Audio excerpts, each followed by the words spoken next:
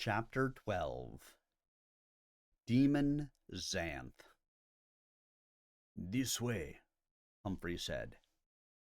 Bing kept his sword drawn as he followed the magician. Jewel walked silently behind him, carrying the golem. "Incidentally," Humphrey said, "Crombie was not deceiving you. The antidote you seek does lie in the direction of the lake, but beyond it. The coral could enable you to obtain it if things work out." "I have no interest in bribes from the enemy," Bing said curtly. "You don't?" Jewel asked. "You don't want the antidote?" "Sorry, I don't mean I intend to renege," Bing told her. "It's a matter of principle. I can't let the enemy subvert me, even though I do not wish to burden you with my love any longer than—" "It's no burden, Bink," she said. "I never saw something so brave as—" "But since the antidote is evidently out of reach, there's no point in keeping you. I'm sorry I inconvenienced you for nothing. You're free to go now." She caught at his arm. Bink automatically moved his sword out of the way. "Bink, Bink yielded to his desire at last and kissed her. To his surprise, she returned the kiss emphatically. The scent of yellow roses surrounded them.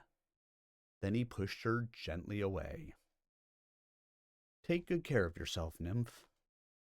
This sort of adventure is not for you. I like to believe that you are safe and happy with your gems and your job. Always." "Bink, I can't go." "Have to go. Here there's only horror and danger. I have no right to subject you to it. You must depart without discovering the source of magic, so that you will have no enemy." Now she smelled of pine trees on a hot day, all pungent and fresh and mildly intoxicating. The elixir had cured her hoarseness, too, and had erased the no-sleep shadows under her eyes. She was as lovely as she had been the moment he first saw her. "You have no right to send me away, either," she said. Humphrey moved. Bink's sword leaped up warningly. Jewel backed off, frightened again. "Have no concern," the magician said. "We approach the source of magic." Bink, wary, hardly dared believe it. "I see nothing special." "See this rock?" Humphrey asked, pointing. "It is the magic rock, slowly moving up, leaking through to the surface after hundreds of years, squeezing through a fault in the regular strata. Above, it becomes magic dust, part of the natural or magical conversion of the land's crust." He pointed down. "Below is where it becomes charged, the source of magic." "Yes, but how is it charged with magic?" Bink demanded. "Why has the coral so adamantly opposed my approach?" "You will soon know." The magician showed the way to a natural, curving tunnel ramp that led down. "Feel the intensifying strength of magic here. The most minor talent looms like that of a magician, but all talents are largely nullified by the ambience. It is as if magic does not exist, paradoxically, because it cannot be differentiated properly." Bink could not make much sense of that. He continued on down, alert for further betrayal, conscious of the pressure of magic all about him.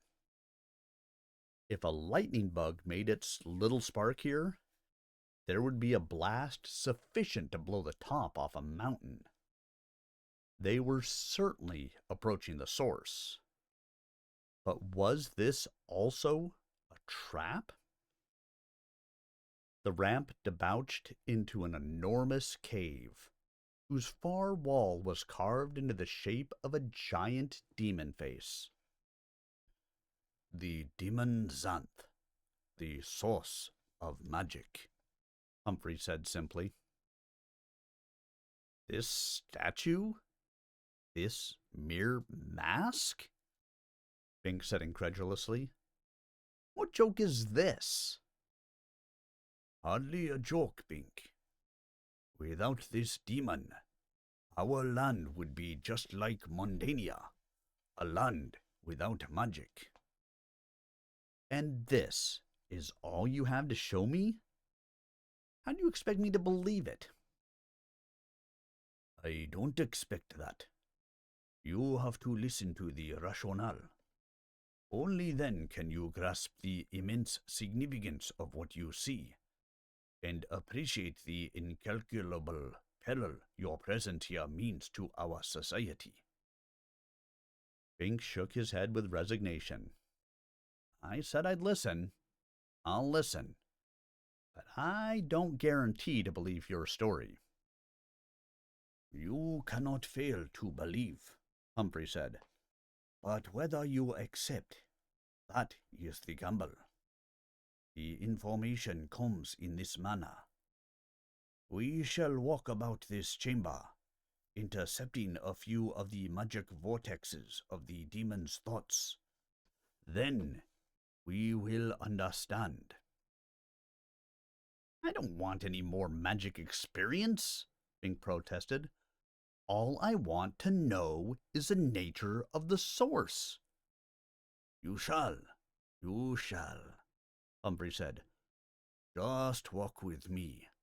That is all. There is no other way. He stepped forward. Still suspicious, Bink paced him, for he did not want to let the magician get beyond the immediate reach of his sword. Suddenly, he felt giddy. It was as if he were falling, but his feet were firm. He paused, bracing himself against he knew not what. Another siege of madness? If that were the trap, he saw stars.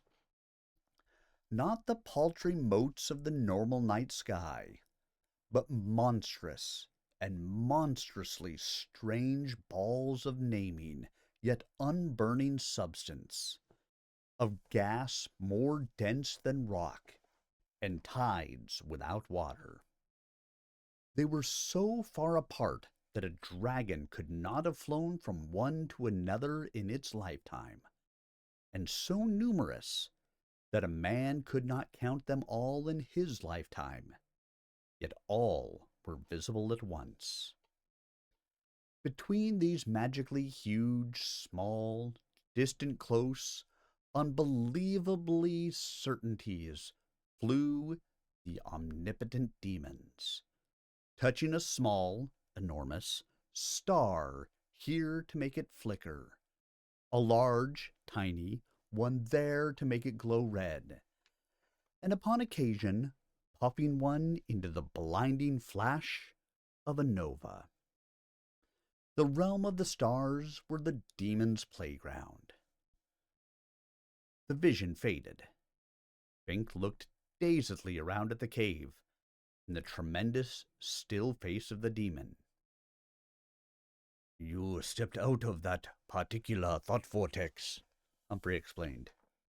Each one is extremely narrow, though deep. Yes, Bink agreed.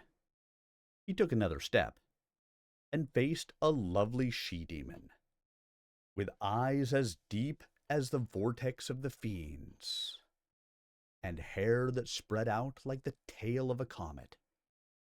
She was not precisely female, for the demons had no reproduction, and therefore no sex, unless they wanted it for entertainment. They were eternal. They had always existed, and always would exist, as long as there was any point in existence. But for variety at times, they played with variations of sex, and assumed the aspect of male, female, it male, he male, she male, neuter male, and anonomale. At the moment, she was close enough to a category to be viewed as such, and it was not a he category. Ah, she said, formulating a concept so vastly spacious as to fail to register upon Binks' comprehension. Yet her portent was so significant it moved him profoundly. He felt a sudden compelling urgency to, but such a thing would have been inexpressibly obscene in human terms, had it been possible, or even conceivable. She was not, after all, closest in category to female. Bink emerged from the thought eddy and saw Jewel standing transfixed, meshed in a different current. Her lips were parted, her bosom heaving. What was she experiencing? Bink suffered a quadruple level reaction. Horror that she could be subjected to any thought as crudely and sophisticatedly compelling as the one he had just experienced, for she was an innocent nymph. Jealousy that she should react so rapidly to something other than himself, especially if it were as suggestive a notion as the one he had absorbed. Guilt about feeling that way about a nymph he could not really have, though he would not have wished the concept on the one he did have. And intense curiosity. Suppose an it male made an offer. Oh, horrible. Yet so tempting, too. But Humphrey was moving, and Bink had to move too. He stepped into an eternal memory, so long that it resembled a magic highway extending into infinity both ways. The line of sight, though sight was not precisely the sense employed, to the past disappeared into a far, far distant flash. The demon universe had begun in an explosion, and ended in another, and the whole of time and matter was a mere hiatus between those bangs, which two bangs were in turn only aspects of the same one. Obviously, this was a completely alien universe from Bink's own. Yet, in the throes of this flux of relevant meaninglessness, it became believable. A super magic framework for the super magical demons. Bink emerged from the thought. But what do the demons have to do with the source of magic on Xanth? He demanded plaintively. Then he entered a new flux, a complex one. If we cooperate, we can enlarge our A, the pseudo-female demon communicated seductively. At least, this was as much as Bink could grasp of her import, that had levels and resonances and symbolisms as myriad as the stars, and as intense and diffuse and confusing. My formula is E, open parenthesis, A over R, close parenthesis, to the exponent TH. Yours, X, open parenthesis, A over N, close parenthesis, to the exponent TH. Our A's match. Ah, yes. It was a good offer, considering the situation, since their remaining elements differed, making them non-competitive. Not on your existence, another protested. Enlarge our E, not our A. It was D, open parenthesis, E over A, close parenthesis, exponent TH, who stood to be diminished by the enlarging A. Enlarge both D and E, another suggested. It was D, open parenthesis, E over P, close parenthesis, exponent TH. D, open parenthesis, E over A, close parenthesis, exponent TH, agreed instantly. And so did E, open parenthesis, A over R, close parenthesis, exponent TH. For she would benefit to a certain degree too. But this left X, open parenthesis, A over N, close parenthesis, exponent TH out. Reduce our N. T, open parenthesis, E over N, close parenthesis, TH recommended. And this appealed to X, open parenthesis, A over N, close parenthesis, TH. But T, open parenthesis, E over N, close parenthesis, exponent TH, was also dealing with the E razors. And that gave T, open parenthesis, E over N, close parenthesis, TH, disproportionate gain for the contract. All deals fell through for no benefit. Bink emerged, his comprehension struggling. The names were formulae? The letters were values. What was going on? Ah, you have seen it, Humphrey said. The demons have no names, only point scores. Variable inputs are substituted, affecting the numeric values, though they are not really numbers, but degrees of concept, with gravity and charm and luminosity and other dimensions we can hardly grasp. The running score is paramount. That explanation only furthered the mystery. The demon Xanth is only a score in a game?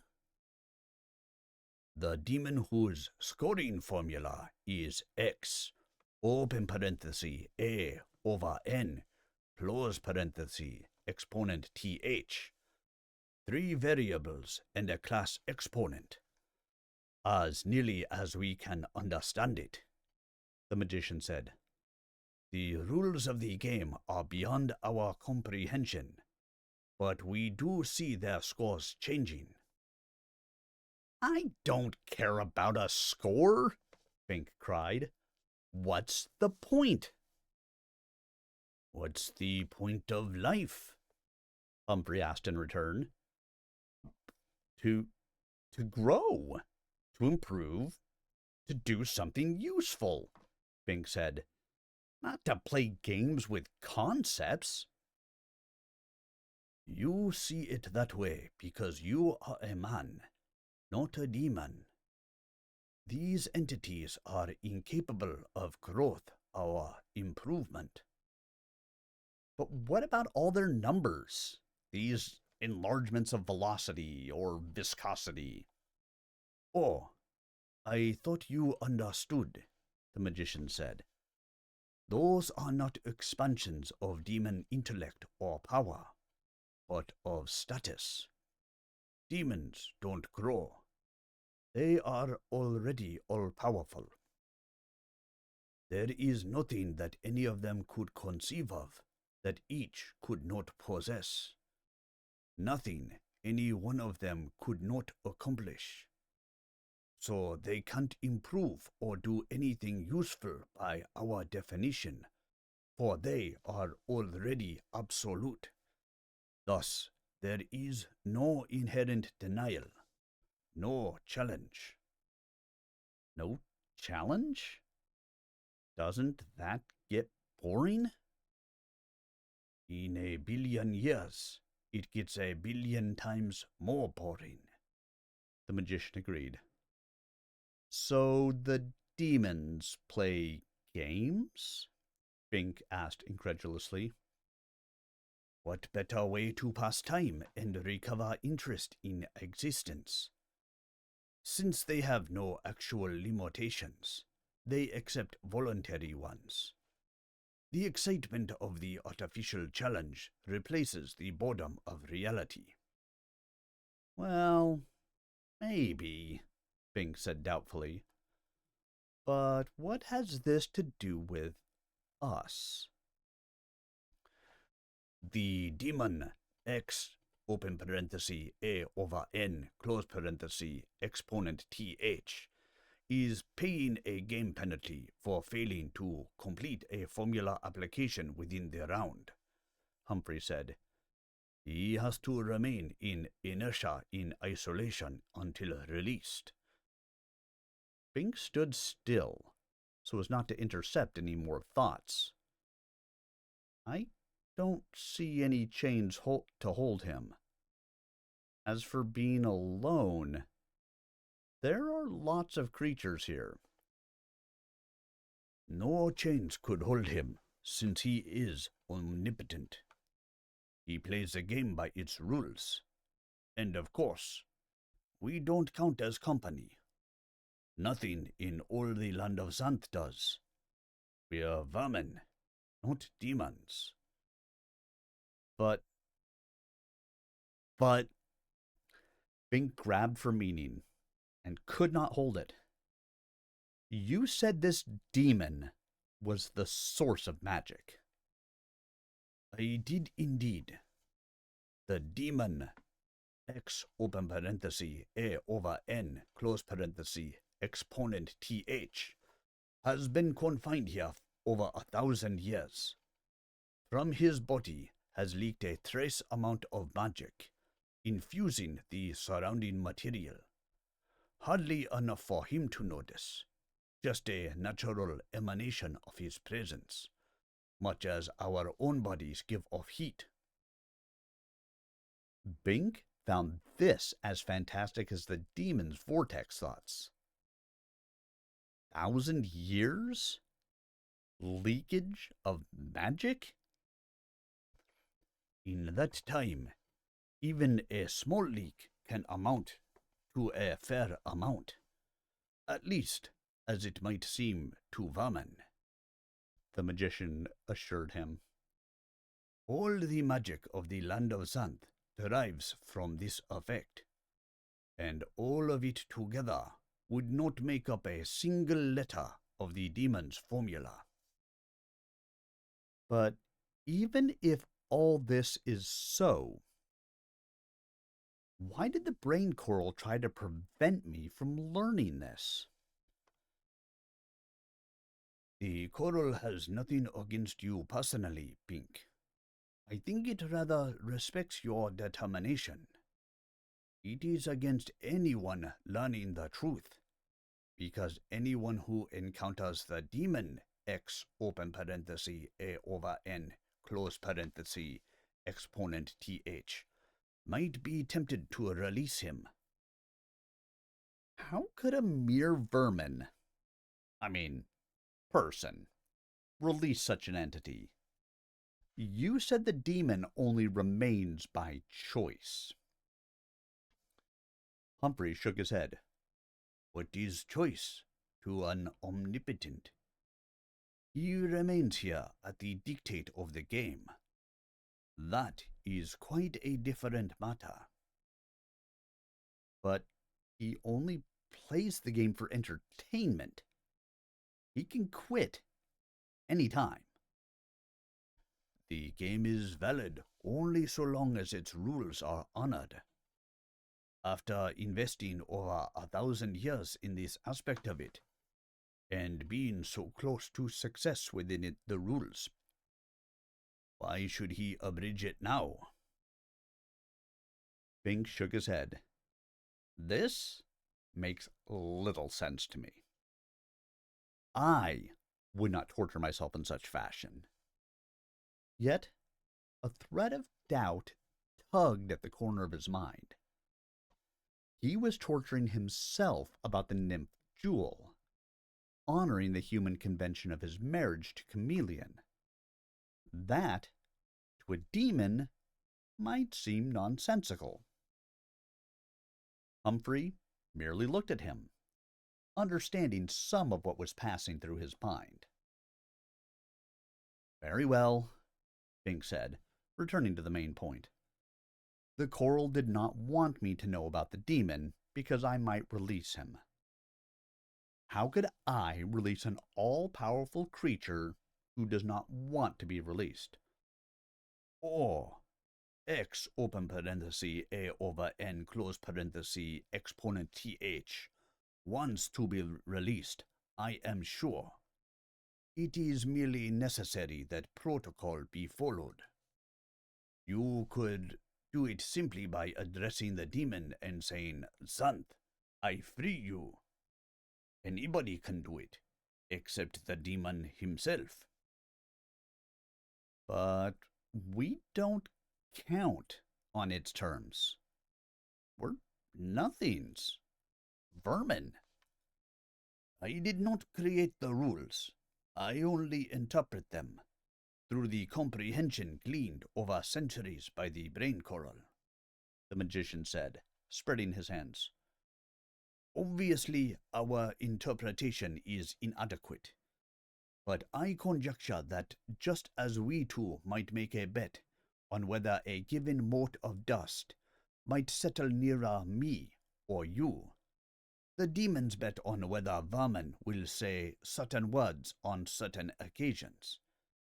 It does lend a certain entertaining randomness to the proceedings.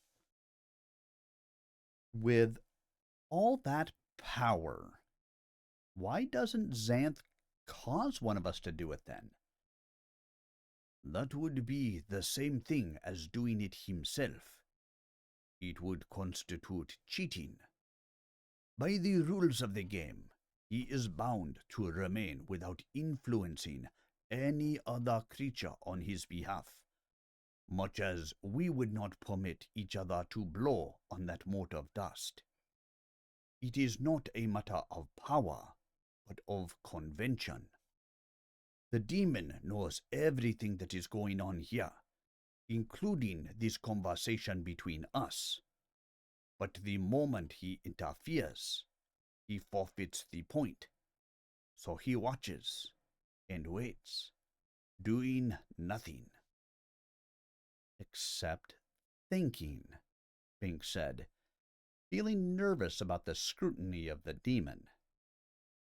If Xanth were reading Bink's thoughts, well, Bink was reading Xanth's thoughts, especially in the case of that she-male memory. Ouch. Thinking is permissible. It is another inherent function, like his colossal magic. He has not sought to influence us by his thoughts. We have intercepted them on our own initiative. The coral, being closest to the demon for this millennium, has intercepted more of x open parenthesis a over n close parenthesis exponent th's thought magic and thought than any other native creature, so understands him less imperfectly than any other vermin. Thus the brain coral has become the guardian of the demon, and jealously prevents anyone else from achieving similar magic or information, Bink exclaimed. No, it has been a necessary and tedious chore that the coral would gladly have given up centuries ago. The coral's dearest wish is to inhabit a mortal body, to live and love and hate and reproduce and die as we do, but it cannot, lest the demon be released. The coral has the longevity of the demon, without his power. It is an unenviable situation. You mean the demon Xanth would have been freed hundreds of years ago, but for the interference of the coral? True, the magician said. Of all the nerve! And the demon tolerates this? The demon tolerates this, lest he forfeit the point. Well, I consider this an egregious violation of the demon's civil rights, and I'm going to correct that right now, Bing exclaimed with righteous wrath. But he hesitated. What does a coral gain by keeping the demon chained?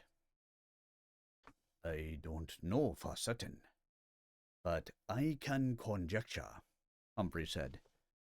It is not for itself it does this, but to maintain the status quo. Think, Bink. What would be the consequence of the demon's release? Bink thought. I suppose he would just return to his game. And what of us? Well, the brain coral might be in trouble. I know I would be upset if someone had balked me for centuries, but the coral must have known the risk before it meddled. It did. The demon lacks human emotion. He accepts the coral's interference as part of the natural hazard of the game. He will not seek revenge. Still, there could be consequence. If Xanth lacks human emotion, Bink said slowly, what would stop him from carelessly destroying us all? It would be one dispassionate, even sensible way of ensuring that he would not be trapped here again. Now you are beginning to comprehend the coral's concern, Humphrey said. Our lives may hang in the balance. Even if the demon ignores us and merely goes his way, there will surely be a consequence. I should think so, Bink agreed. If Xanth is the source of all magic in our land, he interrupted himself, appalled. It could mean the end of magic. We would become... Exactly. Like Mondania, Humphrey concluded. Perhaps it would not happen right away.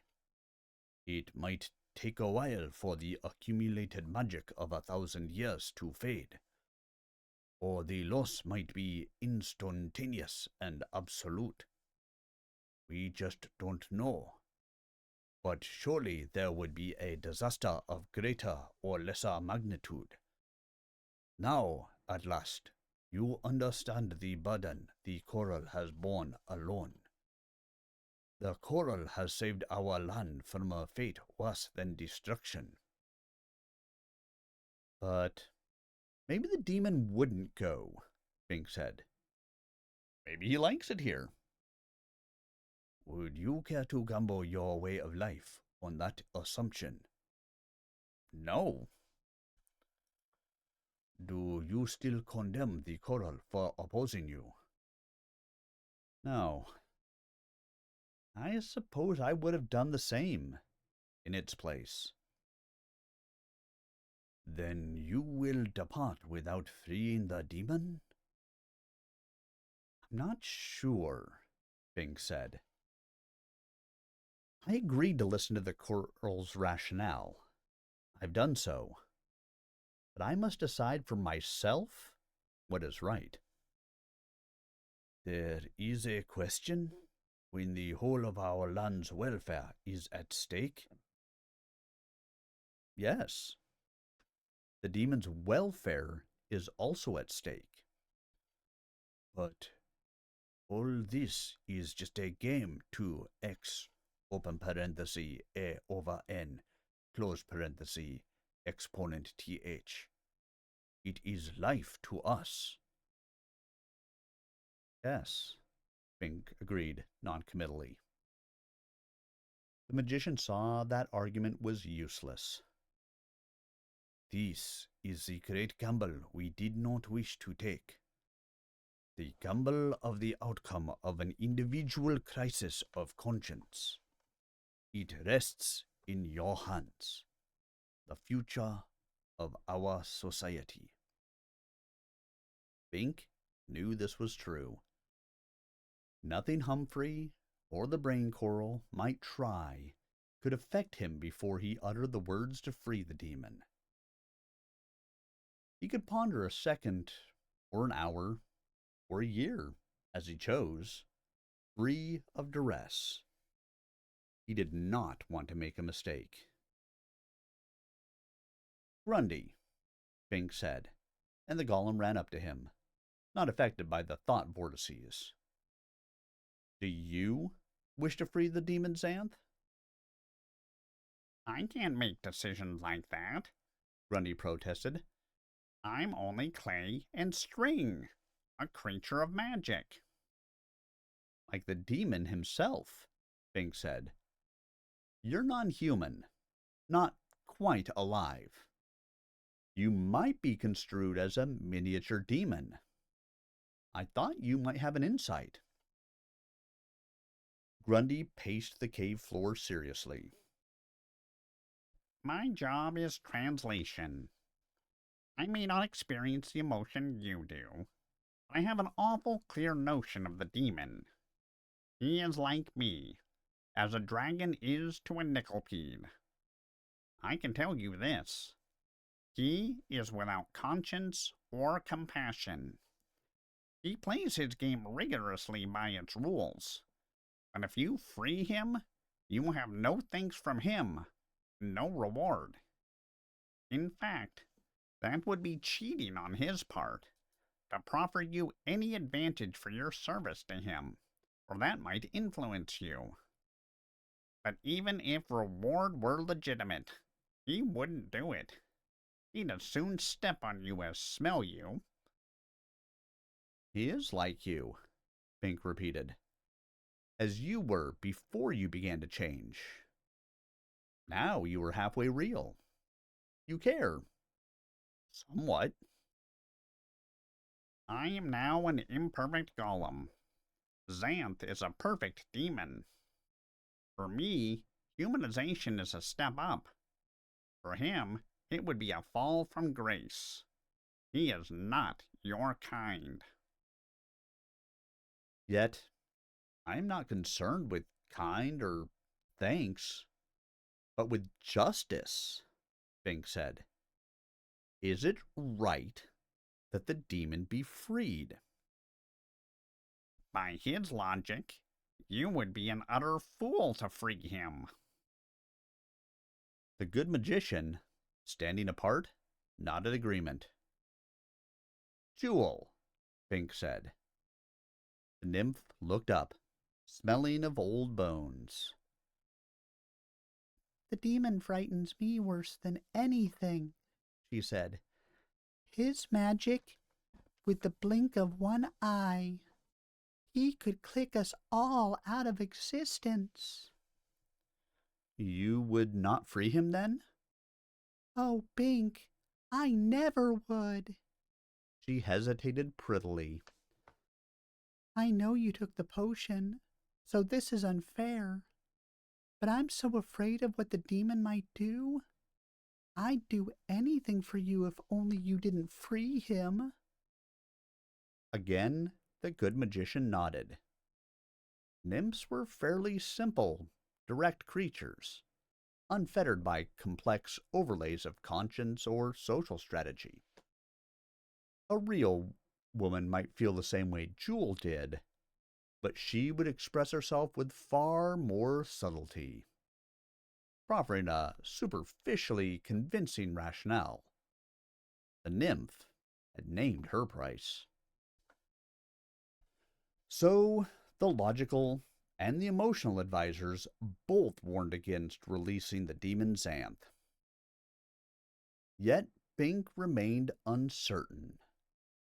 Something about this huge, super magical, game-playing entity. And he had it. Honor. Within the demon's framework, the demon was honorable. He never breached the code of the game, not in its slightest detail, though there were none of his kind present to observe, and had not been for 1,000 years. Integrity beyond human capacity. Was he to be penalized for this? I respect you, Bink said at last to Humphrey, and I respect the motive of the brain coral. He turned to the golem. I think you ought to have your chance to achieve full reality. And to the nymph, and I love you, Jewel. He paused. But I would have respect for nothing, and love for nothing, if I did not respect and love justice. If I let personal attachments and desires prevail over my basic integrity of purpose, I would lose my claim to distinction as a moral creature. I must do what I think is right. The others did not respond. They only looked at him. The problem is, Bink continued after a moment, I'm not certain what is right. The rationale of the demon Xanth is so complex, and the consequence of the loss of magic to our world is so great. Where is right and wrong? He paused again. Wish I had Chester here to share his emotion and reason with me. You can recover the centaur, Humphrey said. The waters of the coral lake do not kill, they preserve. He is suspended in brine, unable to escape, but alive. The coral cannot release him. That brine preserves it similarly. But you, if you save the magic of our land, you can draw on the phenomenal power of this region and draw him forth. You offer another temptation of personal attachment, Bink said. I cannot let it influence me. For now he realized that he had not yet won the battle against the brain coral. He had prevailed physically, but intellectually, the issue remained in doubt. How could he be sure the decision he made was his own? Then he had a bright notion. Argue the other case, magician. Tell me why I should free the demon. Startled, Humphrey demurred. You should not release the demon. So you believe, so the coral believes. I cannot tell whether that belief is really yours, or merely a function of the will of your master. So now, you argue the opposite case, and I'll argue the case for leaving him chained. Maybe that way the truth will emerge. You are something of a demon yourself, Humphrey muttered.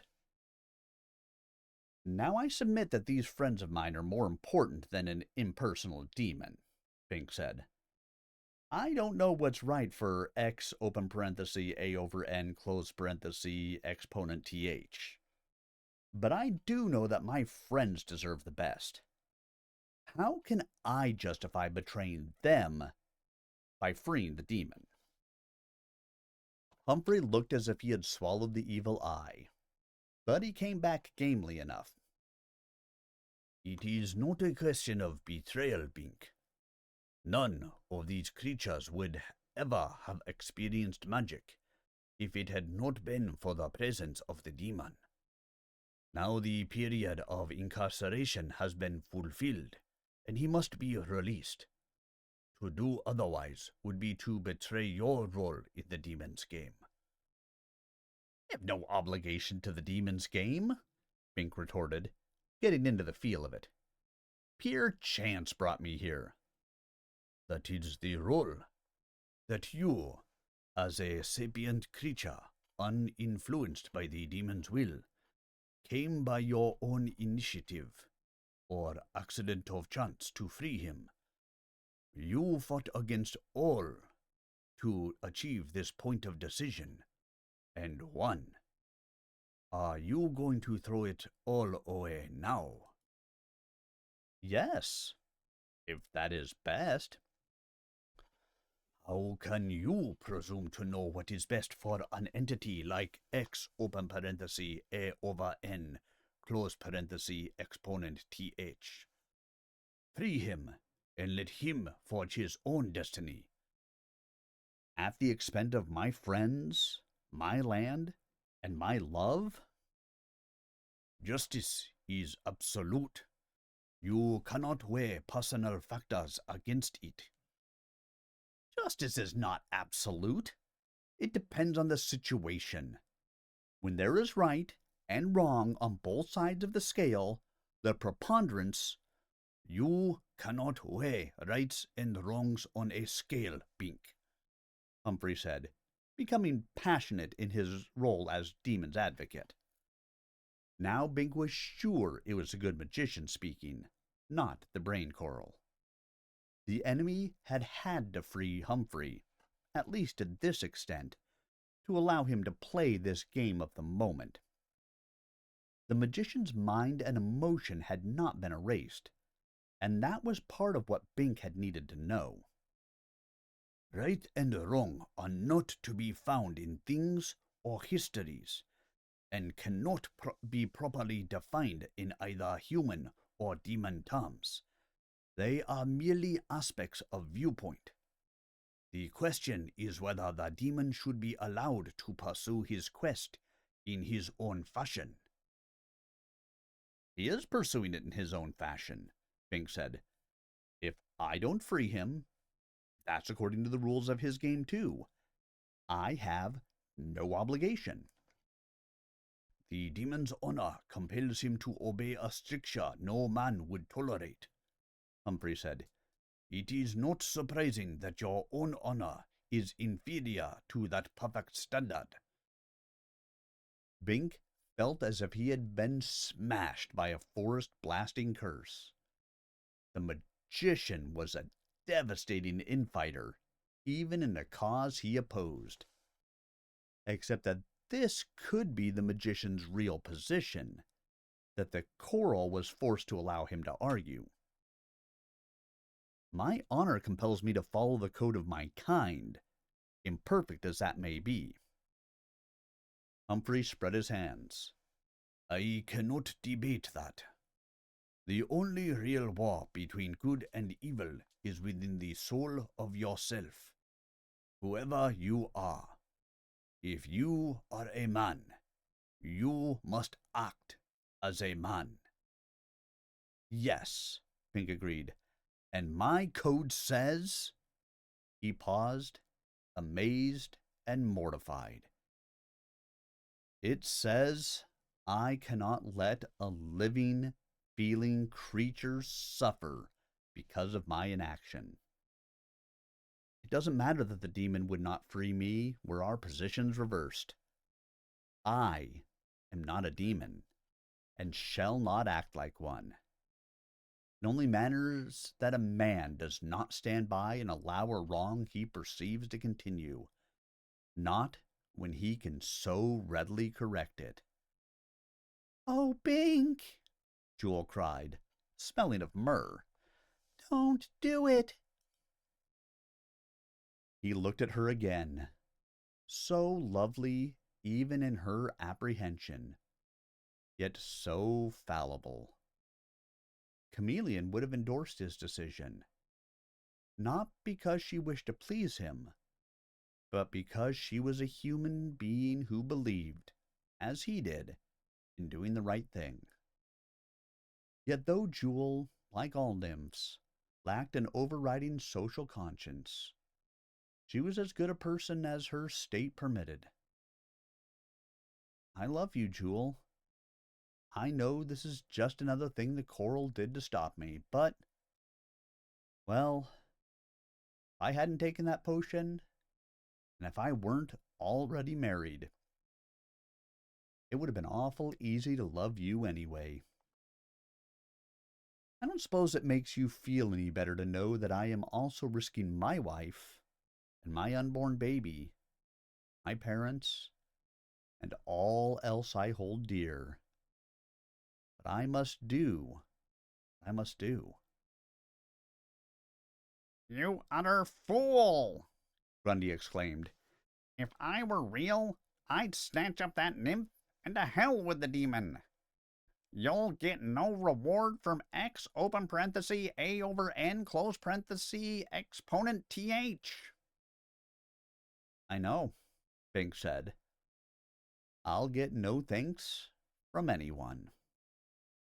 Then he addressed the huge demon face. I free you, Xanth, he said.